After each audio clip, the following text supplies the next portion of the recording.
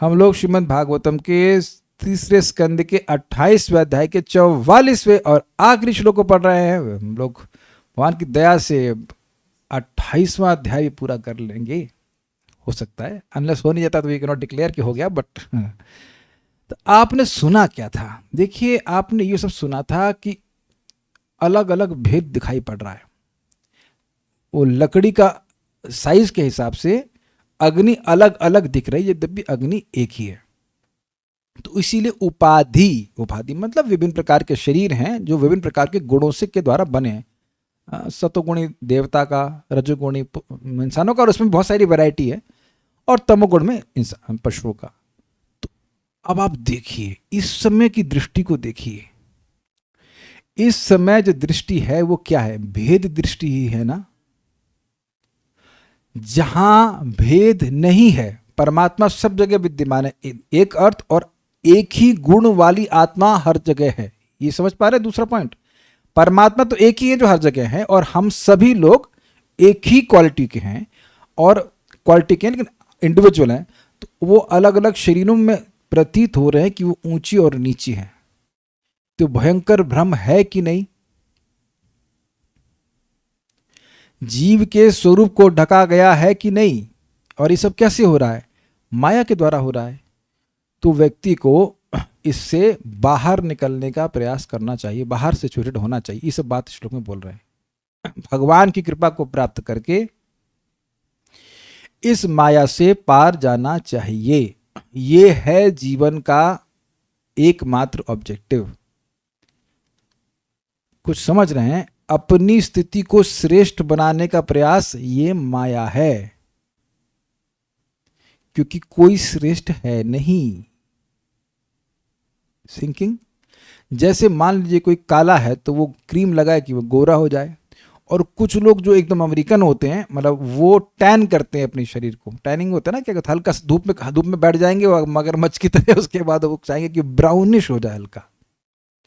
तो अगर गोरा ही होना अच्छा होता तो ये टैन क्यों करा रहे होते? ये काला ही होना, हाँ, और अगर काला ही होना अच्छा होता तो लाइक दैट, तो वो काहे वो पाउडर लगा रहे हैं। बहुत बार कुछ काली लड़कियां होती हैं, वैसे पाउडर लगा लेती हैं, इट लुक्स मोर हॉरिबल। ना दोनों तरफ की, ना काली भी रहती है ना वाइट रहती है। हम गलत तो नहीं कह रहे, देखा जाए, देखे होंगे आप, है ना, बहुत पाउडर पोत लेंगी वो। ये व्यर्थ प्रयास। तो ना काला अच्छा है ना गोरा अच्छा है, डजंट मेक सेंस। ये भ्रम उत्पन्न किया जा रहा है, और इसमें हमारा सब प्रयास खराब हो रहा है। आत्मा न काला है, ना गोरा है, ना पतला है, ना मोटा है, इत्यादि इत्यादि। इसलिए तस्मात, इसलिए ये सब बवाल जो हो रहा है ये माया के द्वारा हो रहा है। इसलिए इस कठिन माया को भगवान की कृपा से पार करके अपने स्वरूप में व्यक्ति को स्थित होना चाहिए। यह श्लोक में बोल के समाप्त कर रहे हैं। यानी this is the purpose of human form of life. इसी के प्रति हमारा मनुष्य जीवन गियर्ड होना चाहिए। अब हम सब लोग अपने अज्ञान को तोल लीजिएगा कितना है। इसके लिए, इस उद्देश्य के लिए, अपने स्वरूप की प्राप्ति के लिए जो प्रयास है, या उन प्रयासों के लिए जो सहायक चीजें वो जो कर रहा है वो तो बुद्धिमान है। और उसके अलावा कोई कहे कि अभी 25 साढ़े है तो आई मेरे पास, फॉर एग्जाम्पल माता जी अगर 26वीं लेके आए तो आप फंस गए। मतलब मैं माताओं की बात बोल रहा हूँ, ऐसे प्रभु जी भी। मान लीजिए कि कोई मुझे लाके धोती कुर्ता दे दिया, तो मेरे पास जब है तो मैं क्यों फालतू का अत्याहार करूं? Does that make sense? चाहे आप गृहस्थ हो और चाहे आप ब्रह्मचारी हो, चाहे कुछ भी हो, you take what you need for your bhakti, इसमें कोई प्रॉब्लम नहीं है। लेकिन जबरदस्ती इकट्ठा करते रहेंगे तो क्या वो हमारे जीवन के उद्देश्य के लिए फायदेमंद है? वही बोलता रहेगा सिग्नल, तो कब से मैं तुम्हारे घर में पड़ा हूं, तुमने तो ध्यान ही नहीं दिया। और अच्छा कपड़ा, सामने वाले ने तो मलमल का मल लगा रखा है, मतलब मलमल का कपड़ा डाल रखा है, मेरे पास तो बहुत सिंपल धोती कुर्ता ही है, क्या ये, मतलब वटेवर, कॉटन का ही है, क्या है, मलमल का पहनते हैं क्या, आई एम सॉरी, मटका silk, I am sorry, not मलमल, मटका सिल्क। ये सब चलेगा तो हम अपने स्वरूप से बिल्कुल दूर स्विंग कर जा रहे हैं। The ball is swinging in absolutely different direction, बिल्कुल अलग जा रहे हैं, समझना चाहिए। उसके पास तो कार है, मैं तो बेकार हूं। है ना? भाई ये दुनिया में रहेंगे, नोएडा में रहेंगे तो ये होगा। मतलब मेरे कहने का मतलब, नोएडा में आप देखेंगे लोगों के बड़े बड़े बंगले हैं और तुरंत डिड्यूस कर लेते हैं कि वो सब सुखी हैं। अंदर जाके देखो,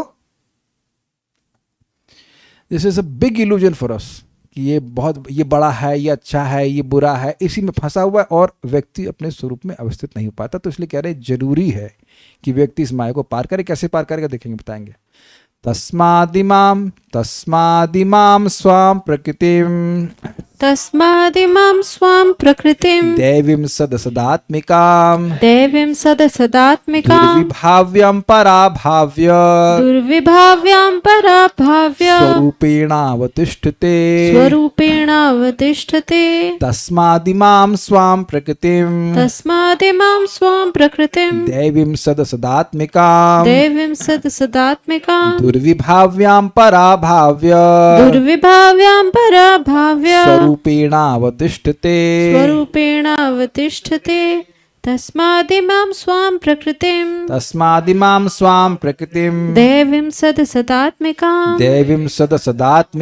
दुर्विभाव्यां पराभाव्य स्वरूपेणावतिष्ठते।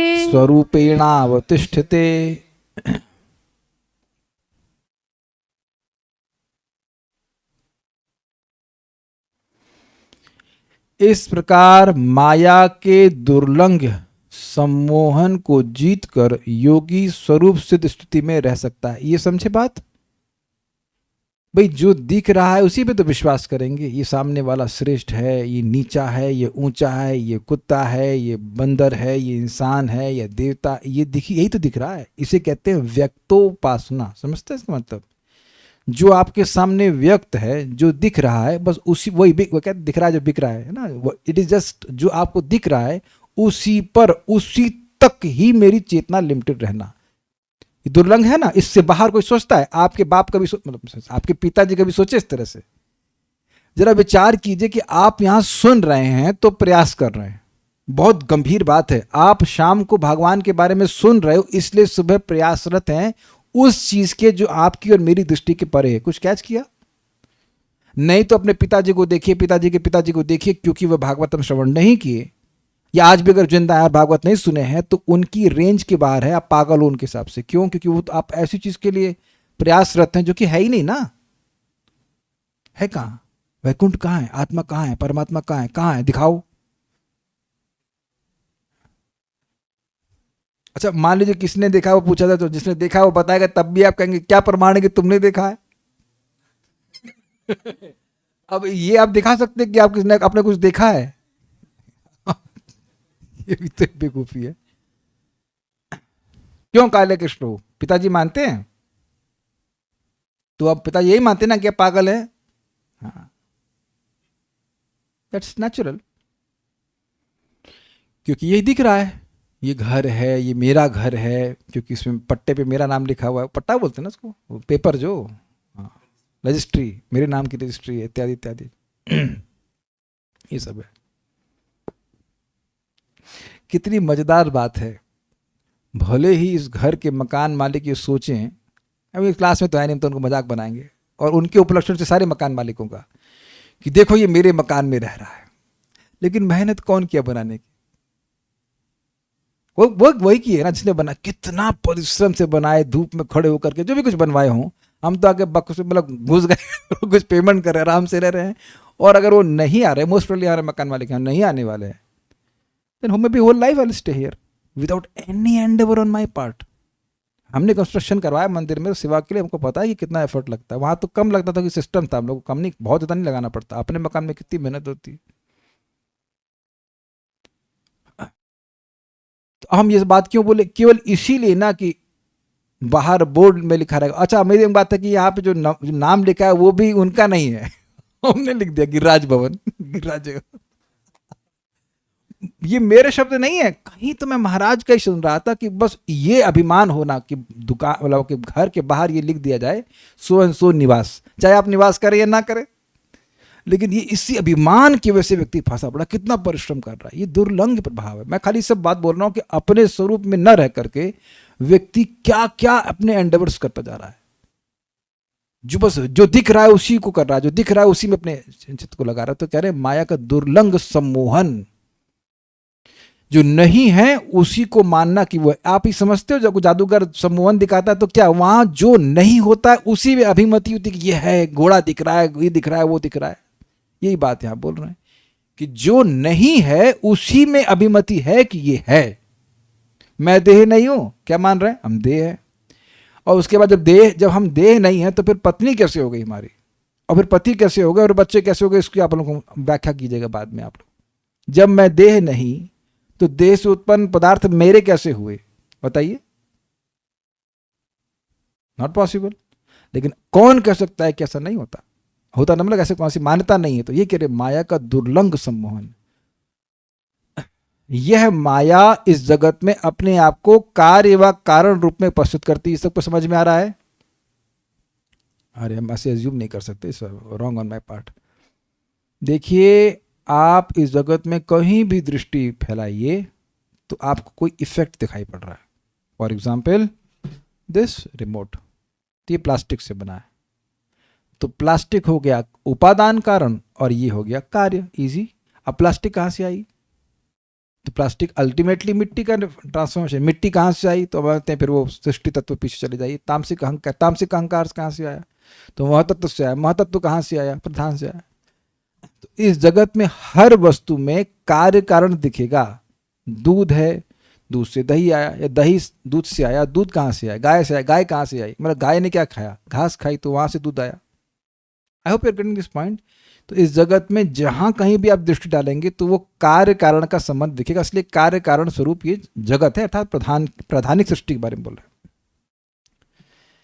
अतः इसे समझ पाना अत्यंत कठिन है। अब हम लोग आगे देखते हैं। तस्मात, इसलिए योगी पुरुष, इमाम मतलब इस दृश्यमान जो ये दिखाई पड़ रहा है, सद असतात्मिकाम, कारण तथा कार्य से युक्त, स्वाम दुर्विभाव्यम। स्वाम मतलब इसको श्रीधर स्वामी कहते हैं स्वांश, यानी कि स्वांशस्य जीवस्य। जो स्वांश अर्थात भगवान विष्णु है, उनका जो जीव है, बेसिकली जो जीवात्मा, उसको रेफर कर रहे हैं। या फिर सिंपल शब्द में कहें, स्वयं को मोहित करने वाली दुर्विभाव्यम अर्थात अचिंत महात्मा वाली। मतलब यह नहीं समझ में आता है कि यह कैसे कार्य कर रही है। जब मैं देह हूं ही नहीं तो ये बताएंगे कि आप और मैं अपने को देह मानते ही क्यों हैं? ये कैसे हो रहा? आप बोलेंगे अहंकार से। हो कैसे रहा है? कोई तो उत्तर होगा। रजोगुण ज्ञान। अगर आपको रियली समझ में आ जाए तो अपने को अलग नहीं कर लेंगे। जैसे वो श्रीखंड बनाने के लिए दही को टांग दीजिए, पानी बाहर, दही अलग, तो कर दीजिए आत्मा को अलग। भाई पता है कि जुकाम कैसे होता है, मतलब एटलीस्ट थोड़ा थोड़ा पता है डॉक्टर को, तो दवा देके ठीक कर देता है। ये हम थ्योरी में तो सुन रहे हैं कि अहंकार की वजह से होता है ये, लेकिन ये हो कैसे रहा है? ये प्रथम तीसरे स्कंद में शुरुआत में पूछा गया। भाई जीवात्मा को कोई मतलब ही नहीं है, तब ये क्यों अपने आप को मान रहा है? तो वहां बोला गया भगवान की अचिंत माया से ऐसा हो रहा है। जो हम हैं ही नहीं उसमें ये मति लगातार होती है कि हम ये ही हैं। स्कूटर टूट जाता है तो हम सोचते हैं चलो स्कूटर टूट गया, लेकिन हड्डी टूट जाती है तो हम सोचते हैं कि अरे मैं टूट गया या मेरा पाँव टूट गया। लाइक दैट कितना आइडेंटिफिकेशन होता है। दर्द भी होता है। ये सोचिए कितना आश्चर्य की बात है। क्या आपको स्कूटर का टायर फटने से कोई दर्द होता है? कुछ नहीं। हाँ ठीक है, रिपेयर करा लेंगे। ऐसे रिपेयर कराते रहे अपना शरीर को। दर्द भी तो होना जरूरी है कि नहीं है? बताइए। नहीं समझ में आ रहा है? अगर दर्द का अनुभव ना हो तो कैसे लगे कि मुझे दर्द हो रहा है? अरे हाय हाय हाय हाय हाय करके होता है कि नहीं? काय हाय हाय कर रहे हैं देह में ना। तो चीज जो देह पूरी तरह जड़ है उसको कैसे दर्द का अनुभव हो रहा है? और आत्मा निर्लिप्त है। तो थ्योरी कितना वो बोलती रही है, लेकिन अल्टीमेटली जब दर्द होता है तब तो थ्योरी याद नहीं रहती ना। आप लोग कभी परेशान तो होते नहीं होंगे। वेदवाद में आप कभी परेशान हुई हैं? हंस रही है। तब याद रहता है कि आप आत्मा है? अरे बिल्कुल याद रहता होगा। आप हमारी पत्नी है, मेरी पत्नी है आप। Is it not? मेरी, मैं ये देह। कितना बवाल काटा हुआ है जगत में लोगों ने, मेरी मेरी पत्नी, मेरे बच्चे, मेरा ये, मेरा घर, इत्यादि इत्यादि। तो दुर्विभाव्यम का ये अर्थ है कि भाई समझ नहीं आता है कि ये कर क्या रहा है, कैसे हो रहा है, कैसे मोहित कर रही है।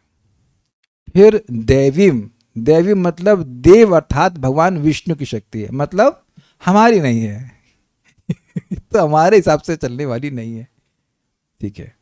प्रकृति अर्थात माया को पराभाव्य, देखिए कितना सुंदर है, दुर्विभाव्य पराभाव्य, एक ही अर्थ नहीं है, अचिंत महात्म वाली है, लेकिन उसको पराभाव्य मतलब पराभव से लीजिए, मतलब हरा कर। तो अब अगर आप सीधे ले लेंगे कि जीत कर, तो ऐसा है कि जीवात्मा स्वयं माया को जीत सकता है ना, इसीलिए श्रीधर सीधे स्वामी अनुवाद किए, उसी को यहाँ पर रखा गया है, भगवान की कृपा से जीत कर। बहुत सुंदर श्लोक है ये। माया ने फजीयत कर रखी है हमारी, और वो जो फजीयत है वो हमारी शक्ति के बियॉन्ड है। वो शब्द आ रहा है दुर्विभाव्य से और देवी से भी। भगवान की शक्ति है तो हमारी शक्ति है नहीं, और दूसरा है दुर्विभाग, हमको समझ ही नहीं आ रही है। अरे कम से कम ये तो माया स्वीकार करें हम कि माया में हैं। आप ये देखिए, जब कोई बीमारी के संबंध में यू फील कि I am absolutely not okay with this disease, then you start the treatment. स्वीकार है मैंने क्या कहा, समझ में आया किसी को? जब तक लगता है कोई बात नहीं, चलने दो, आप उसको नहीं दवा लेते, लेकिन जब कहते नहीं भैया बहुत हो गया, अब इसका इलाज करेंगे ही, तब इलाज करना शुरू करते हैं। इलाज तो हो या ना, उससे कोई मतलब नहीं होता। जितना समझ में आया कि भैया हम बहुत ज्यादा माया में हैं, तब माया का इलाज करने पे फोकस करेंगे, है कि नहीं?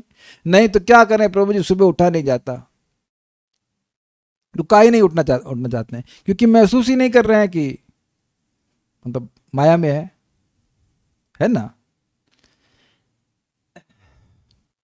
जो हाँ, तो मैं खाली ये बोलना चाहता हूं कि माया जो शक्ति है वो जीवात्मा के ऊपर उसको सम्मोहित की हुई है। So you can not come out of the सम्मोहन बाय योर ओन स्ट्रेंथ। अपनी खुद की शक्ति से आप बाहर नहीं आ सकते, कोई नहीं आ सकता है। इसीलिए कह रहे हैं हराओ तो जरूर, लेकिन भगवान की कृपा से इसको जीत कर स्वरूपेण अवतिष्ठते, स्वरूप सिद्ध स्थिति में स्थित होता है, अर्थात पुनः संसार में नहीं आता। इस पूरे श्लोक में जो हाईलाइट पॉइंट मुझे लगा वो क्या है?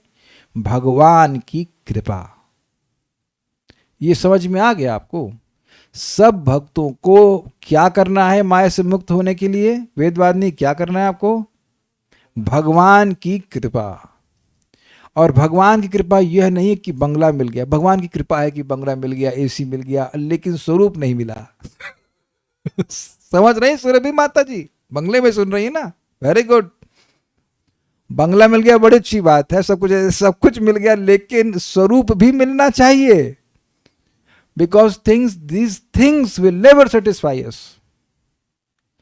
अब एकदम जो सबसे बुद्धू है वो भी समझ लो, भगवान की कृपा प्राप्त करने का सबसे बड़ा उपाय है उनके नामों का उच्चारण करना। Hare Krishna Krishna Krishna Hare Hare, Hare Ram Ram Ram Hare Hare. Highest mercy of the lord is available through chanting. Highest कृपा, एकदम इसमें कुछ संदेह मत करिएगा। तार मध्य सर्वश्रेष्ठ नाम संकीर्तन, निरपराध नाम लैया, पाबे प्रेम धन। अब तो शायद याद भी हो गया होगा, समझ में आएगा कि जितनी भी भक्ति हैं उसमें सर्वश्रेष्ठ भगवान का नाम संकीर्तन है, नाम उच्चारण है। और इसको आप देखना 6.2.11 में देख लीजिएगा भागवत में, कि जितना पदय उदाहरता शब्द है वहां पे, कि भगवान का नाम बोलने से जितना जीव पवित्र होता है, उतना सारे कर्म कांड सारा कुछ कर लीजिए उसके बराबर नहीं होता है। कुछ समझ रहे हैं बात? समझ रहे हैं? तो अब मैं बार बार ये रिपीट करूंगा, चाहे व्यक्ति कितने बजे भी इस लेक्चर को सुन रहा हो, कि रात्रि को जल्दी सो करके हम सुबह जल्दी उठेंगे, क्योंकि ताकि ब्रह्म मुहूर्त का एडवांटेज लेकर हम इस कृपा को अच्छे से प्राप्त कर सकें। और मैं बार बार ढीले लोगों को बोल रहा हूं, प्लीज बुरा मान जाइए अगर बुरा लग रहा है, लेकिन बुरा मान के भी अगर आप भजन करें तो भी अच्छी बात है, कि अगर आप ढीले हो तो दुनिया में ऐसे बहुत से लोग हैं जो आपके ढीलेपन की कोई परवाह नहीं करते। मैं समझा पाया मैंने क्या बोला? दे डोंट केयर। अब मैं एकदम कर्रा बोल रहा हूँ। आज आखिरी दिन, पहला दिन, आखिरी दिन, इसका आखिरी दिन और आज इस मंथ का पहला दिन। They don't care a damn about your ढीलापन, अबाउट योर स्लैकनेस। वो पूरे उत्साह से जब कर रहे हैं। हम तो देखते हैं 3:30 बजे उठते हैं, तब भी देखकर लोग लगे पड़े, हरे कृष्ण हरे कृष्ण राम राम, अरे यार सो जा यार। तो जब 3:30 सवा तीन उठ रहे हैं, तब भी उससे पहले लोग लगे पड़े हरे कृष्ण हरे कृष्ण। तो अब जो 6 बजे उठ रहे हैं उनका तो कहना ही क्या, फिर कहते लगा दीजिए आप। और जो लोग सुबह उठ रहे हैं, वो आप किसी को देखते हो लेफ्ट राइट कि वो, अरे देखो वो आंटी बेंगलोर में सो रही तो मैं भी सोऊं। क्यों दीक्षा माता जी, आप दिल्ली में सोचती हैं ऐसा? नहीं, हम क्यों सोचेंगे? हम अपने बारे में सोचेंगे, दूसरे के बारे में सोचेंगे। That's how it is. Because अगर हम अपने स्वरूप में स्थित हुए तो मजा अपने को आएगा, दूसरा कभी नहीं समझ पाएगा इस बात को। तो हम खाली कृपा वाली बात बोल रहे हैं, this is very easily available. कभी कभी जो चीज़ें बहुत आसानी से प्राप्त होती हैं उसमें विश्वास नहीं होता है कि ऐसा कैसे हो सकता है। और इसको भक्ति संदर्भ में जीव गोस्वामी एड्रेस करते हैं। जब व्यक्ति सोचता है, पहले सुनता है भक्ति की महिमा, सोचता है ऐसा कैसे हो सकता है, लेकिन जब फिर विचार करता है, शास्त्र में कोई निषेध तो नहीं है, हो सकता है कि ये ठीक हो। तो इस प्रकार से उसकी श्रद्धा स्ट्रांग होती है ना। 1 करोड़ टाइम फायदा मिलता है पुरुषोत्तम मास में जप करने का और कथा सुनने का, तो मन में पहला रिएक्शन क्या आता है? ऐसा कैसे हो सकता है, लाल भुजक्कड़ गिरी। फिर उसके बाद सोचते भाई इसका निषेध तो कहीं नहीं किया गया है, हो सकता है कि ये सच हो सकता है कि सच हो। तो इस प्रकार से आपकी श्रद्धा थोड़ी सी पुख्ता हो सकता है, चलो ट्राई कर ही लेते हैं ना, घर सभी लोग कर रहे हैं ना ये बात, हो सकता है कि सच होता। You can't disprove it. तो भक्ति करना चाहिए। ये सब भगवान की कृपा के ही तरीके हैं। तस्मात इमाम स्वाम प्रकृतिम, तस्मात इसलिए, ये बहुत बवाल कर रही है इसलिए, इमाम ये जो दिख रही है जगत, स्वाम अपने को ढकने वाली, प्रकृतिम भगवान की शक्ति जो दैवी है, देव से चलने वाली, सदसदात्मिकाम जो कार्य कारण रूप है, दुर्विभाव है जो समझ में नहीं आती, उसको पराभाव्य, उसको भगवान की कृपा से जीत के, मैं फिर रिपीट करूंगा, जो शत्रु समझ नहीं आ रहा है उसको कैसे हराएंगे आप? जब किसी को हराते तब हैं जब उसकी शक्ति का आकलन करने फिर समझे कि हाँ भाई ये इतना, ये दाव मारेंगे तो ये हो जाएगा। उसका दाव तो आप समझ ही नहीं पाओगे। माया हमारे लिए दुर्विभाव्य है तो पार कैसे करेंगे? आप विचार कीजिए। जो जिस शक्ति की शक्ति समझ ही नहीं आ रही है, बल्कि ये कह लीजिए कि जिससे हम पार पाना भी नहीं चाहते हैं मोस्ट ऑफ द केसेस में, उसे पार कैसे पाएंगे? माया इतनी प्रबल है कि कभी कभी यह भी नहीं मालूम चलता है कि आई एम इन माया। तो इसीलिए कह रहे हैं पराभाव्य, उसको हराकर, कैसे हराकर? भगवान की कृपा से हराकर, स्वरूपेण अवतिष्ठते, स्वरूप के द्वारा, स्वरूप में अवतिष्ठ होता है, मतलब स्थित होता है। भावार्थी का स्वाम अर्थात स्वांश, ठीक है, स्वाम के स्वा लगा दीजिएगा, उसी तरह से अर्थ लिया जा रहा है। स्वांश भगवान के अंश, जीव के बंधन की हेतु, दैवी अर्थात भगवान विष्णु की शक्ति यानी देवता की शक्ति, माया को पराभाव्य अर्थात भगवान की कृपा से ही जीत कर स्वरूपेण अर्थात ब्रह्म अवस्था में स्थित रहता है, होता है, सारार्थ दर्शनी। तस्मात क्योंकि प्रकृति ही नानात्व रूप में दर्शन कराती है, इसलिए अनर्थकारिणी है, अतः इस प्रकृति को जय करना होगा। फिर समझिए इस बात को, बहुत जबरदस्त है। व्यक्ति मान लीजिए कि थोड़ा टिंगू है, मतलब हाइट छोटी है, तो उसको एक लंबा रूप दिखाई पड़ा किसी पुरुष का, तो वो क्या सोचेगा? काश मैं थोड़ा लंबा होता। तो इस जीवन में लंबा भले ना हो पाए, लेकिन अगले जीवन में लंबा हो जाएगा वो।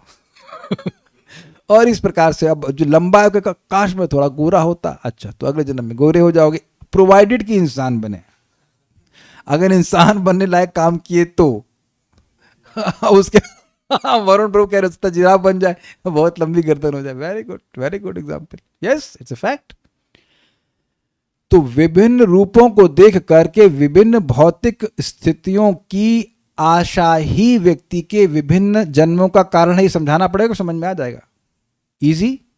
अगर हम सभी लोग एक जैसे होते तब सबकी बुद्धि बराबर, सबकी शक्ल बराबर, चलिए मान लीजिए स्त्री और पुरुष का भेद भी होता, सारी स्त्री एक जैसी, सारी स्त्री एक जैसी, काली तो सारी काली और सबके नाक कितना बोरिंग होता ना, सबको 100 रुपये से लगता है, सबका बराबर होता तो कोई हो सकता तब लोग कछुआ बनना चाहते हैं, we have no idea, but there कोई वैरायटी, अब देख रहे वैरायटी से बहुत फर्क पड़ता है, बहुत फर्क पड़ता है। हम आपको एग्जाम्पल कई बार दिए हैं, भोजन का प्रसाद वितरण हो रहा है तो 12-13 आइटम है, तो इतनी वैरायटी है कि जितना मान लो 9 आइटम है, घर में तो पत्नी एक सब्जी बना देगी उससे संतुष्ट हो जाएगा, लेकिन यहाँ आया खाने के लिए तो 12 आइटम में भी संतुष्ट नहीं है। मान लीजिए कोई इस्कॉन में ना खाया हो, लेकिन शादी पार्टी में तो कोई खाया है कि नहीं, समझ पा रहे ना? अरे अपनी शादी में तो खाए होगे शादी हुई है, शादी में भरत प्रभु गए हैं शादी में कि नहीं खाए आप? शादी का हाँ खाए हैं, ठीक है। तो वहाँ कैसा होता है, चाउमीन भी है, ये भी है, वो भी है, ऐसा घर में कभी नहीं होता है। लेकिन उस वैरायटी से मन में वासना कितनी आती है, अब देख लीजिए। अगर मान लीजिए शादी में खिचड़ी बन रही, फूड फॉर लाइफ एक जूस और खिचड़ी, नींबू का जूस और खिचड़ी बन रही होती, तो तब तो ये क्या है? क्यों अनंत प्रभु, आपको मजा आता है ना शादी में जाने में?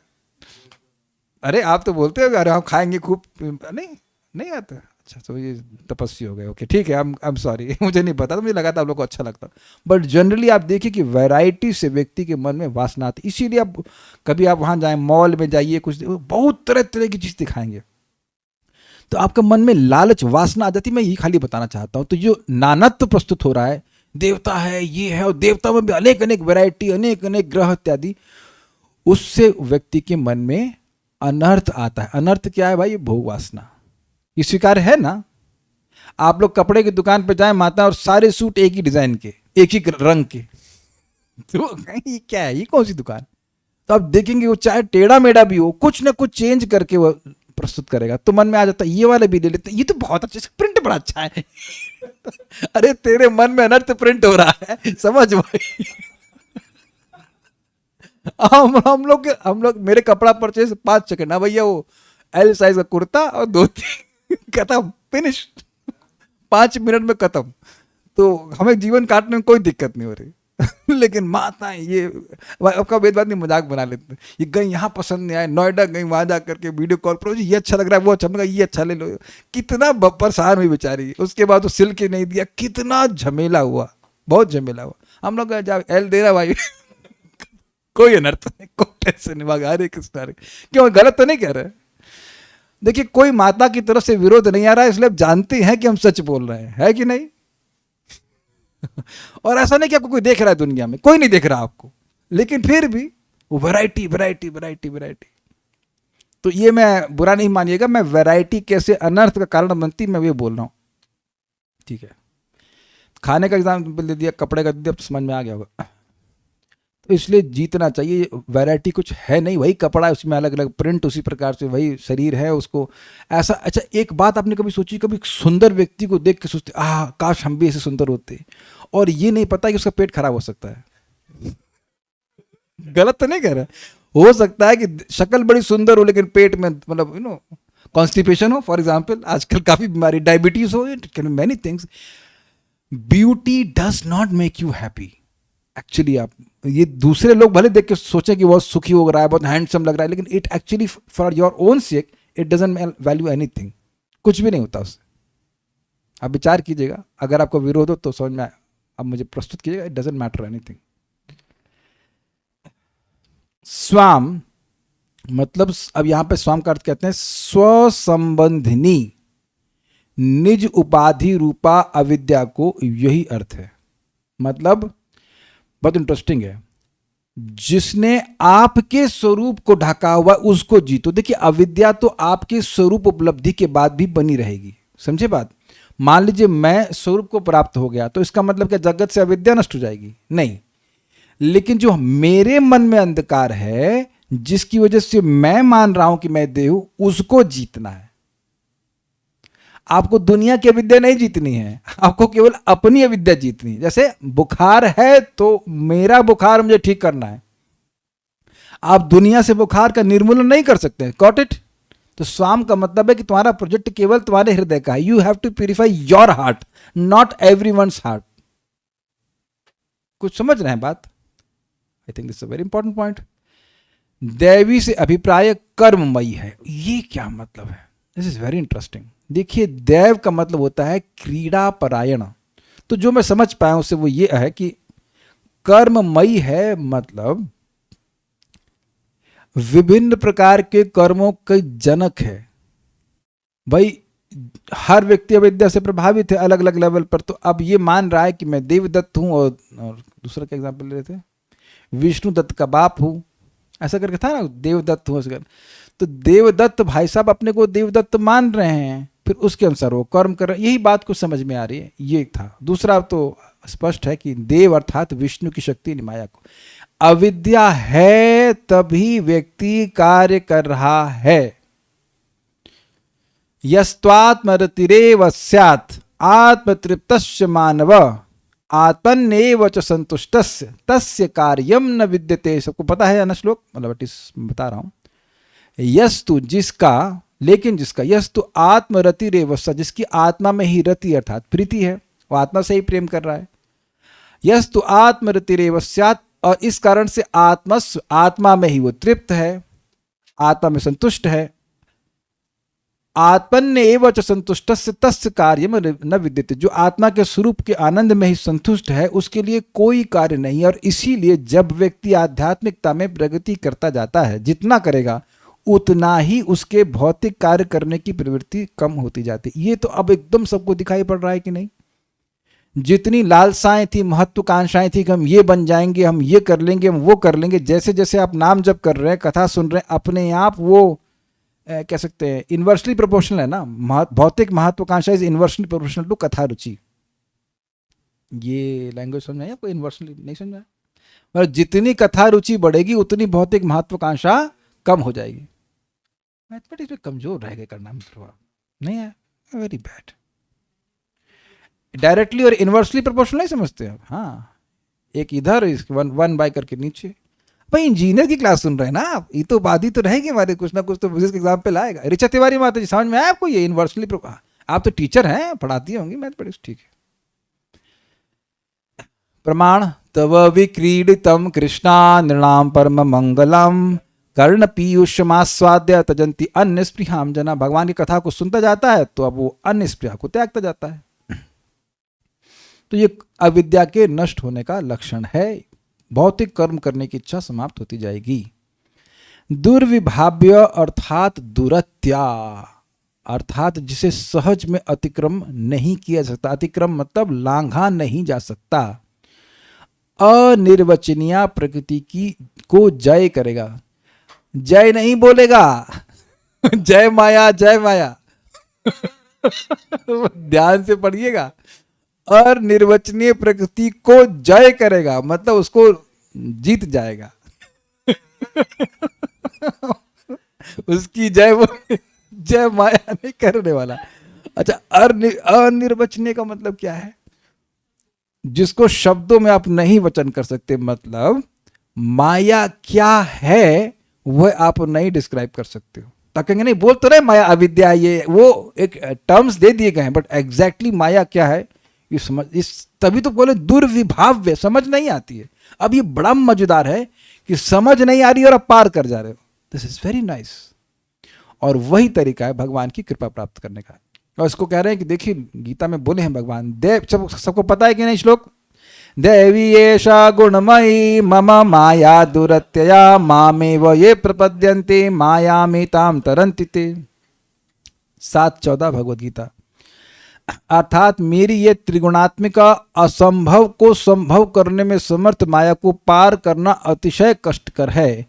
मुझे ही अर्थात स्वयं भगवान श्री कृष्ण का ही को ही जो आश्रय करते वे ही केवल मेरी कृपा से इस दुस्तर माया को पार कर सकते हैं, अर्थात संसार बंधन से मुक्त होते हैं। इस प्रकार श्री भगवान की उक्ति के अनुसार उन्हें आश्रय करके ही प्रकृति को जय करते हैं हुए योगीजन स्वरूपेण यानी निस्वरूप में अर्थात चैतन्य रूप में अवस्थान करते हैं। तो ये बात सिंपल सी है।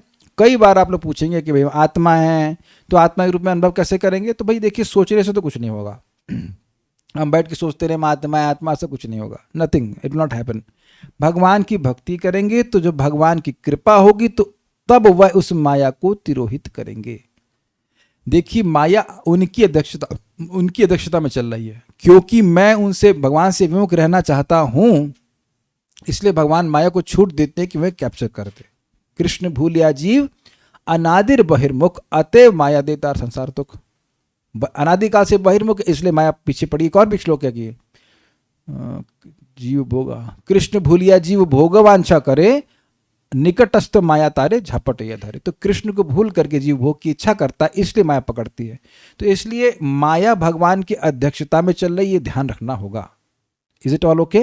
तो भगवान से वैमुख्य जैसे जैसे समाप्त होता जाएगा, मतलब भगवान की सेवा की इच्छा होती जाएगी, सेवा करते जाएंगे, तो भगवान की कृपा से भगवान इस माया को तिरोहित करते। कई बार एग्जाम्पल दिया कि अंधकार को आप तलवार से नहीं काट सकते, लेकिन सूर्य उदित होता है तो अपने आप ही अंधकार को नष्ट करता है। इसके लिए अब आप लोग चाहें तो श्लोक देख सकते हैं। भयम द्वितीयाभिनिवेश तस्यात् ईशादपेतस्य विपर्य स्मृति तन्माया तो भज तन्माया तो भजेता भक्तेक एषः गुरुदेवतात्मा। ये श्लोक है बड़ा प्रसिद्ध, इस पे परम पूज्य राधा गोविंद महाराज जी बोले हैं। भागवत उसमें भागवत कथा ग्रुप में है ना, उसमें जो है वो भागवत धर्म करके उस पर बहुत अच्छा श्लोक पे बोला गया है। कभी मौका मिलेगा तो या तो इसी महीने में बोलेंगे, बहुत अच्छा श्लोक है, सारे वैष्णव सिद्धांत का सार इसमें दिया गया है, बहुत अच्छा श्लोक है। भयम द्वितीयाभिनिवेश तस्यात् ईशादपेतस्य विपर्य स्मृति। अब देखेंगे, अब श्लोक तो मैंने कोट कर दिया, पूरी बात नहीं बता पाऊंगा, लेकिन वो वहां समझाया जा रहा है कि माया को आप केवल मंथन से, विचार शक्ति से पार नहीं पा सकते हैं। भगवान का भजन करते हैं तब माया छोड़ती है, नहीं तो नहीं छोड़ सकती है। श्लोक तो कोट भेज दिया गया है। ये श्लोक है 11-2-37। देखिए, अगर समय मिला, उनको बहुत अच्छा श्लोक है लगता है, तो टीकाओं से इसकी चर्चा इस महीने में कभी ना कभी करूंगा। बहुत अच्छा श्लोक है, वन शुड लर्न दिस। भयम द्वितीयाभिनिवेश तस्यात् ईशादपेतस्य विपर्य स्मृति तन्मायातो बुध आ भजेतम भक्तेक एषम गुरुदेवतात्मा। 11-2-37 हो सके तो पढ़ लीजिएगा अपने एंड पर कभी। तात्पर्य 11-37 भगवद गीता में कहा गया है कि माया का सम्मोहन जीव के ज्ञान को आच्छादित कर लेता है और दुर्लंघ है, किंतु जो कोई कृष्ण की शरण में जाता है वह माया के उस दुर्लंघ सम्मोहन को पार कर सकता है। यहाँ पर यह भी कहा गया है कि दैवी प्रकृति अर्थात परमेश्वर की बहिरंगा शक्ति दुर्विभाव्य है, अर्थात इसे समझ पाना तथा जीत पाना अत्यंत कठिन है। देखिए, एक इंटरेस्टिंग बात है कि जब भगवान बोल रहे हैं कठिन है, तो हम कौन होते हैं सोचने वाले कि आसान है। भगवान बोल रहे हैं ना कि मम माया दुरत्या। भगवान के लिए कौन सा काम मुश्किल है? तब भी बोल रहे हैं, जब भगवान बोल रहे हैं कि दुरत्य माया है, तो परम पूज्य राधानाथ महाराज बोलते हैं कि व्हाट एन अंडर स्टेटमेंट। दुरत्य मतलब बड़ी मुश्किल से पार होने वाली, मतलब इससे लग रहा है कि शायद बिना भगवान के भी कोई पार कर सकता है, लेकिन ऐसे है नहीं। इसीलिए अगले आने बोल रहे हैं कि मामे व ये प्रपद्यन्ते माया में ताम तरंते थे। दुरत्य में ये है ना कि कठिनाई से पार हो रही है, तो कहेंगे हाँ आपकी माया है, थोड़ा तपस्या करेंगे, अधिक तपस्या करने की पार हो। नहीं बेटा, तपस्या से पार नहीं होगे तुम। मामे व ये प्रपद्यन्ते, जो भगवान की शरण लेते हैं बस वही माया से पार होंगे। तो आप समझ गए ना बात, कि कोई योगी है और कुछ भी कर रहा है, लेकिन भगवान श्री कृष्ण की या भगवान विष्णु की शरण नहीं ले रहा है, तो माया को पार हो ही नहीं सकता। बहुत बड़ी बात है ये। इसलिए किसी भी साधु को देख रहे, अगर भगवान का भक्त नहीं है, नाम जप नहीं कर रहा, भक्ति नहीं कर रहा, तो वो माया को पार करा ही नहीं। ये तरीका है ही नहीं माया को पार करने का। जो मैं अपने को मान रहा हूं उसके अनुसार ही कार्य करूंगा, स्वीकार्य है। और माया हमको बार बार वही हर जन्म में मनवा रही है जो हम नहीं है। I think now you are getting the point. तो जब हम बार बार श्रवण करते हैं तब हमारा मन स्थिर होता है, बुद्धि स्थिर होती है कि हम श्री कृष्ण के हैं, हम श्री कृष्ण की सेवा करने। यद्यपि इस समय ऐसा अनुभव नहीं है, लेकिन फिर भी बुद्धि के द्वारा मन को स्थिर करते हैं कि मैं श्री कृष्ण का ही हूं, मुझे श्री कृष्ण की ही सेवा करनी है। I hope you are able to follow this. नहीं तो इस जादू से बाहर आना बहुत मुश्किल है। किंतु मनुष्य को माया के इस दुर्लंघ जादू को जीतना होता है, और ये तभी संभव है जब भगवान की कृपा हो तथा जब ईश्वर स्वयं शरणागत जीव को दर्शन दे, यानी भगवान स्वयं ये हटाएं अज्ञान को। यहाँ पर स्वरूपेण अवतिष्ठते भी कहा गया है। स्वरूप का अर्थ है कि जीव को यह जानना होता है कि वह परमात्मा न होकर परमात्मा का अंश है, यही आत्म साक्षात्कार है। अपने को झूठे ही परमात्मा के रूप में सोचना तथा अपने को सर्वव्यापी समझना स्वरूप नहीं है, यह उसकी वास्तविक स्थिति का साक्षात्कार नहीं है। मतलब प्रपात इंगित कर रहे हैं, जो मायावादी लोग कहते हैं कि तुम ही समझो कि तुम ही भगवान हो, तुमसे चंद्रमा चल रहा है, सूर्य चल रहा है, तुम्हारी बुद्धि क्यों नहीं चल रही है? तुमसे सब कुछ चल रहा है तो बुद्धि भी तो चलाओ, कि तुमसे कुछ नहीं चल रहा है। They don't understand. वास्तविक स्थिति तो यह है कि वह अंश रूप है। यहां संस्तुति की गई है कि मनुष्य को वास्तविक आत्म साक्षात्कार की स्थिति में बने रहना चाहिए। भगवत गीता में इस समझ को ब्रह्म साक्षात्कार के रूप में परिभाषित किया गया है। ब्रह्म साक्षात्कार के पश्चात मनुष्य ब्रह्म के कार्यकलापों में लग सकता है। जब तक वह स्वरूप सिद्ध नहीं होता, वह शरीर के साथ झूठी पहचान पर आधारित कार्यों में लगा रहता है। और इसीलिए मैं पहले भी रेफर किया था कि जब भक्त देखता है कि वह कुछ भौतिकतावादी कार्य कर रहा है, तो एकदम ठंडे दिमाग से सोचना चाहिए कि अभी अहंकार भैया हैं, मिथ्याहंकार भैया, और वो जब बीच बीच में सर उठाएंगे तो हमको प्रवृत्त कराएंगे उन कार्यों में जिनका कोई प्रयोजन नहीं है, नो मीनिंग। ठंडे दिमाग से फिर हरे कृष्णा करके धीरे धीरे वो अहंकार समाप्त होता है और असली अहंकार स्थित हो जाएगा, तो फिर आप भगवान की सेवा ही करेंगे। समझ में आ गया? ठीक है। जब वह अपने वास्तविक स्व यानी आत्मा में स्थित होता है, तभी ब्रह्म साक्षात्कार के कार्यकलाप प्रारंभ होते हैं। मायावादी चिंतकों का कथन है कि ब्रह्म साक्षात्कार के बाद सारे कर्म यानी कार्यकलाप रुक जाते हैं, किंतु वास्तव में ऐसा होता नहीं। जिसको ज्ञान हो गया वो ऐसे करके बोल देता चुप हो जाते। तो बोल क्यों नहीं आप? तो हो गया ना ज्ञान, चुप रहिए आप।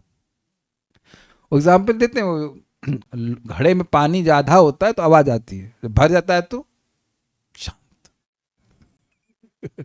जबकि प्रभा समझाते हैं कि भक्त जब भगवान की महिमा को समझता है, तब वो सोचता है कि हम क्या व्यर्थ की बात बोल रहे थे, भगवान की महिमा कितनी अद्भुत है, कितना कुछ कहा जा सकता है कि नहीं। तो ऐसी बातें वो लोग कहते हैं कि ज्ञान प्राप्त होने पर कोई प्रश्न नहीं दिया जाता। तो नारद जी क्या करना है ब्रह्मा जी से? सुने थे ना, दूसरे स्कंद में कर रहे थे ना प्रश्न।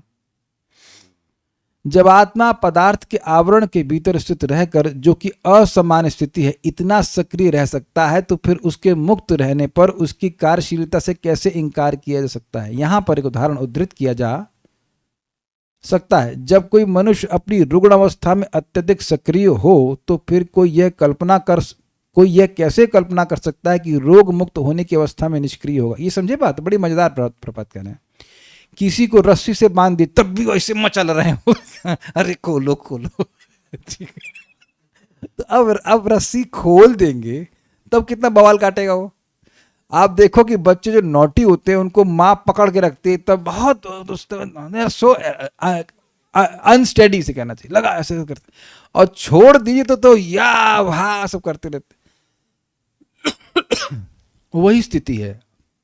यहां लोग कह रहे हैं कि जब मुक्त हो जाएगा तब वो कोई कर्म नहीं करेगा, लेकिन जब वो गुण रस्सी के बंधन में, तब कितना कितना कर्म कर रहा है। एंटीला बना रहा है इंस्पायर्ड बाय एंट्स, और बुर्ज खलीफा बना रहे हैं, कुछ खलीफा कितनी बड़ी। कभी आप लोग इनके बारे में जानते हैं? आप लोग बुर्ज खलीफा के बारे में कभी देखिए तो क्या है भाई। आप एक दो माला बनाकर संतुष्ट हो, कितने माले बनाए जाते हैं वो, और बड़ी स्पीड में उसमें। I don't want to glorify, just stacking of stones. कितना परिश्रम वो कर रहे हैं, कितना परिश्रम कर रहे हैं। और दूसरा खलीफा आकर के उसमें बम मारते ये कलापत चल रही है उनकी। अब इतना कुछ हो रहा है ना, न्यूक्लियर बॉम्ब और ये बॉम्ब और टैंक, और इस सब में कोई एनर्जी नहीं लगती है। तो जब बंधन में है तब इतना कर्म कर रहा है, और जब बंधन खोल देंगे तो शांत बैठेगा। ये प्रभा समझा रहे हैं कि ये जो मायावादी कंसेप्ट है कि स्वरूप में अवस्थित हो जाएगा तो अब से कोई काम नहीं करना, ना कुछ बोलना है, ना देखना, ये गलत है। स्वाभाविक है कि जब कोई व्यक्ति रोग से मुक्त होता है तो उसके कार्यकलाप शुद्ध होते हैं। यह कहा जा सकता है कि ब्रह्म साक्षात्कार के कार्य बद्ध जीवन के कार्यों से भिन्न होते हैं। भगवद गीता 18.54 में इंगित किया गया है, जब कोई अपने आप को ब्रह्म समझ लेता है तो भक्ति का शुभारंभ होता है। मद भक्ति लभते पराम। ब्रह्म साक्षात्कार के पश्चात मनुष्य भगवान की भक्ति में लग सकता है। तब अब हम क्या कर रहे हैं, अभी हम लोग प्रोबेट भक्ति कर रहे हैं। प्रोबेट मतलब, प्रोबेशन समझते हैं आप, क्या कहते हैं उसको हिंदी में, क्या कहेंगे, ट्रायल चल रहा है। मतलब अभी हम लोग भक्त हो नहीं गए, क्योंकि अगर भक्त हो गए होते तो किसी के प्रति द्वेष नहीं होता। It is not possible. वो नो मैटर वो व्यक्ति क्या है, कौन है, उससे कोई मतलब नहीं है। समहा सर्वेषु भूतेषु, मतलब वो दोस्त हो, दुश्मन हो, जो कुछ भी हो, आपके मन में द्वेष नहीं आ सकता। Is it all okay? तो अभी अगर किसी के प्रति किसी भी वजह से द्वेष आता है तो अभी हम लोग प्रोबेट भक्ति में है। It's okay, we are progressing, but there is probation. वहां से असली भक्ति शुरू होती है। अतः भगवान की भक्ति ब्रह्म साक्षात्कार का कर्म है, नहीं भक्ति करने से ब्रह्म साक्षात्कार अपने आप हो जाता है। जो लोग भक्ति में लगे हुए हैं उनके लिए माया का जादू नहीं होता और उनकी स्थिति परम पूर्ण होती है। देखिए, अगर व्यक्ति भक्ति में स्थिर है, and at every second he knows what he is supposed to do। बड़ी गंभीर बात बोलने वाला हूं। जो व्यक्ति वाकई भक्ति में स्थित हो गया, उसको पता है कि इस क्षण उसे क्या करना है। और आप यह है, सुबह तो जरूर अनुभव करते होंगे कि सुबह उठ करके क्या करना है। फ्रैंकीज बनाते हैं उठते, खाना चल फ्रैंकी समझते हैं नहीं? So you know what exactly you are suppose to do. लेकिन 10 बजे आते आते पूरे दिन में कभी एक पॉइंट आता है जब व्यक्ति सोचता है अभी मैं क्या करूं। और समझिए कि जब ये पॉइंट, जिस पॉइंट आ रहा है कि अभी मैं क्या करूं, वो खतरनाक है। ये किसी को क्लिक किया कि मैंने क्या बोला, अभी मैं क्या करूं मतलब, हाँ अब क्या करूं मतलब भक्ति के अलावा भी कोई ऑप्शन मन में आ सकता है और काफी संभावना है कि उस माया के ऑप्शन को हम सेलेक्ट कर लें। And any time you have selected that option, that was not Krishna. जब कृष्ण वाला ऑप्शन होता है तो माया का ऑप्शन नहीं होता। जैसे आप लोग क्लास के लिए आते हो तो हमारे मन में कभी होता ही नहीं कि कुछ और करना है। स्वीकार है ये बात? 6:30 बजे सब लोग आ जाते हैं ना क्लास में, उस टाइम सोचते हैं कि अरे क्या सीरियल चल रहा है कुछ, उस टाइम आप नहीं सोचते हो। जब करने का टाइम होता है तब कुछ नहीं सोचते, ये करना है वो करना है। आप देख रहे हैं अच्छी ट्रेनिंग हुई यार, काफ़ी अच्छी ट्रेनिंग हुई, एटलीस्ट 8-10 घंटे तो बिल्कुल फिक्स है। लेकिन ऐसे भी समय जब होते हैं जब सोचते हैं अभी क्या करना है कुछ कैच किया आपने, अभी क्या करना, मतलब वहां जादू आ गया माया का। अभी क्या करना है, और माया कहती है बता तो रही क्या करना है, ये देखो ये करना है और फिर मन से व्यक्ति प्रभावित हो जाता है। ये जादू है माया। तो स्थित हो जाने का मतलब है ब्रह्म साक्षात्कार में आपकी भक्ति के अलावा आपको कोई ऑप्शन नहीं, बस भक्ति करना। पूर्ण के अंश रूप जीवात्मा का धर्म है कि पूर्ण की सेवा करे, यही जीवन की चरम सिद्धि है। This is very nice. देखिए सिद्धि आप ऐसे देखते हो ना, कहीं ऊपर है, दूर है भी कहीं, लेकिन every time you serve Krishna, that is the perfection of life. Catch किया, कितना ब्रिलियंट पॉइंट पे प्रपाद ने एंड किया है। आप भगवान की बात सुन रहे हैं, मैं बोल रहा हूं, परफेक्ट हो। नाम जप कर रहे हो, परफेक्ट हो। भगवान के लिए भोजन बना रहे हैं, परफेक्ट है। प्रसाद पा रहे हैं, परफेक्ट है। किसी भी तरह से भक्ति में है, परफेक्ट है। जैसे मछली अब पानी के कौन सी डायरेक्शन में जाएगी तो परफेक्ट मानी जाएगी। हमारे बीच में आए हुए राधिका रमन प्रभु जी बताएंगे। माइक नहीं होगा तो बोलेंगे ही नहीं तुरंत माइक ढूंढना शुरू किसी भी दिशा में पानी में समझ आ गया, किसी दिशा में जा रही है पानी के अंदर, परफेक्ट है, गॉट इट। लेकिन पानी के जैसे बाहर आई, किसी दिशा में जा रही है, बर्बाद हो जाएगी। Is it all okay? Very nicely put. तो आप भागवत पढ़ रहे हैं, नाम जप कर रहे हैं, विग्रह की सेवा कर रहे हैं, जो भी आप सब जानते हो भगवान की भक्ति करने के अनेक प्रकार है, तुलसी जी की सेवा है, कुछ भी भक्ति संबंधित कार्य कर रहे हैं, वो परम परफेक्शन है। लेकिन जैसे ही भक्ति के विरुद्ध या उससे अलग कुछ कार्य कर रहे हैं, वो गड़बड़ है। ऑब्वियसली भक्ति के सपोर्ट में है तो भी ठीक है, लेकिन भक्ति के विरुद्ध है तो गड़बड़ है। कितना आप ये सोच रहे हो, कितना सिंपल है ना ये बात। That's what it is. Prabhupada कहते हैं भक्ति is so simple that you might miss it. जैसे हमारे हाथ शरीर में लगे हैं, बस यही उनकी सिद्धि है। अब वो चाहे ऐसे आप उनका हाथ से मसाज करो, सर ऐसे घुमाओ, कुछ भी करो, as long as the hand is serving your body, is it not perfect? लेकिन हाथ अब थप्पड़ मारना शुरू करे या अपने शरीर को काटना शुरू करे तो बिल्कुल गड़बड़ हो जाएगा ना। यानी कि जो भक्ति में, जिस भक्ति में आपकी निष्ठा है, वो भक्ति कर रहे हैं, you are happy, you are perfect. Every stage of bhakti is also a perfection. बहुत अच्छी बात है. बस भक्ति नहीं कर रहा है वो नुकसान है. इस प्रकार श्रीमद् भागवत के तृतीय स्कंद के अंतर्गत भक्ति साधना के लिए कपिल भगवान के आदेश नामक 28वें अध्याय के भक्ति विधान तात्पर्य पूर्ण हुए. श्रील प्रभुपाद की जय. कोई प्रश्न है? प्रश्न तो नहीं है. बद्ध रहकर जैसे कार्यों में लगकर जीव कार्य कर रहा है, वैसे ही मुक्त होकर वो शुद्ध भक्ति कार्यों में लग जाता है. इसे किस श्लोक से समझा जा सकता है? 7वें अध्याय को देखिए.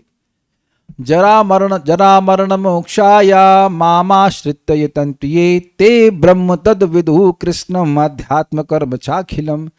जरा और मरण मोक्षाय मतलब जन्म और मृत्यु से मोक्ष प्राप्त करने के लिए मुनिजन मेरा आश्रय लेते हैं और वह ब्रह्म को जानते हैं और वो सारे आध्यात्मिक कर्म करते हैं. जरा मरण मोक्षाया मामाश्रित्य यतन्ति ये ते ब्रह्म तद विदु कृष्णम मतलब संपूर्णता, वह ब्रह्म को समझते हैं और अध्यात्म कर्म चाकिल, उनके सारे कर्म आध्यात्मिक स्पिरिचुअल कर्म होते हैं. और इसी बात को भगवान ने 7वें अध्याय में बताया ना. क्या है? इच्छा द्वेष समुत्थेना द्वंद्व मोहेन भारता. नहीं, ये शाम तो अंतगतम पापम जननाम पुण्य कर्मणाम ते द्वंद्व मोह निर्मुक्ता भजन्ते माम दृढ़व्रता. बहुत सुंदर श्लोक है, बहुत सुंदर. जिनके जीवन से पाप समाप्त हो गया और पुण्य में ही लगे हुए हैं, वो द्वंद्व और मोह से मुक्त होकर मेरा भजन करते हैं. अब द्वंद्व का मतलब क्या? बड़ा जबरदस्त, बहुत जबरदस्त. देखिए कई बार आपने द्वंद्व का समझा होगा, सुख दुख हानि लाभ में इक्वल होकर, ये भी है. लेकिन द्वंद्व का एक बड़ा सुंदर अर्थ प्रपात बताते हैं इसी इन सब श्लोकों को कोट करते हुए, मतलब लेक्चर देते हुए. मैं हूं, श्री कृष्ण है, श्री कृष्ण का लाभ है और मेरा लाभ है. ये हो गया द्वंद्व, डुअलिटी हो गई ना. श्री कृष्ण का फायदा और मेरा फायदा, ये दो फायदे हुए कि नहीं हुए? वरुण प्रभु समझ रहे ना? नहीं, श्री कृष्ण का फायदा ही मेरा फायदा, श्री कृष्ण की संतुष्टि ही मेरी संतुष्टि. ये हुआ निर्द्वंद्व. मजा आ गया हमको सुनकर. भगवान को भोग लगा के ही प्रसाद पाएंगे, हो गया निर्द्वंद्व. और कहेंगे कुछ भगवान खाएंगे कुछ मैं खाऊंगा. ये द्वंद्व हो गया. कैच किया आपने ये? और यही मोह है भाई. हाथ जब शरीर में लगा हुआ है तो सुखी है, लेकिन अब हाथ को काट के फेंक दिया जाएगा तो कौन उसकी वैल्यू कर रहा है? मेरे शरीर में गॉल ब्लैडर था तो हम बड़ा उसको दवा खा रहे थे, ये कर रहे थे. अब शरीर उठा के फेंक दिया तो आई डोंट नो, सड़ के खत्म हो गया होगा. Who cares? बहुत बड़ी बात है. आप सब लोग अब जहां जाते हो अपना गॉल ब्लैडर लेके टहल रहे हो कि नहीं? कितना प्रेम करते हो गॉल ब्लैडर से, है कि नहीं? निकालने देंगे नहीं. लेकिन एक बार शरीर से निकल के चला गया तो ना मैं चिंता कर रहा हूं ना वेदवादी चिंता कर रही. इनका भी गॉल ब्लैडर हमसे पहले चला गया था, है कि नहीं? गॉल ब्लैडर की चिंता हुई आपको कभी? और कुछ नहीं तो अपने बालों की देख लीजिए, जो बाल लगे रहते हैं शरीर पे, मतलब सर पे, कितनी चिंता होती है. लेकिन कट गए तब तो सोचते हो हाय हाय हमारे शरीर का अंग है ये, कुछ नहीं. तो उसी तरह से आत्मा सुखी हो ही तभी सकती है जब भगवान की सेवा करे. That is spiritual action, spiritual work. कैसे पता चले कि हम सारे द्वंद्वों से मुक्त हो गए हैं? अभी तो समझाया बेटा. जब हमारे मन में है कि भाई भगवान को संतुष्ट हम करेंगे, ठीक है हम सुखी होंगे, लेकिन ऐसा नहीं कि केवल भगवान को संतुष्ट करे सुखी होंगे.